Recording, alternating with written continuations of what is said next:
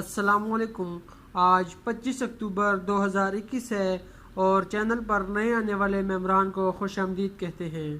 آج ایک مرتبہ پھر آپ کے ساتھ 24 کیرٹ 22 کیرٹ فی تولہ سونے کی قیمت اور 24 کیرٹ 22 کیرٹ 10 گرام سونے کی قیمت اور سلور کے ریٹ شیئر کریں گے۔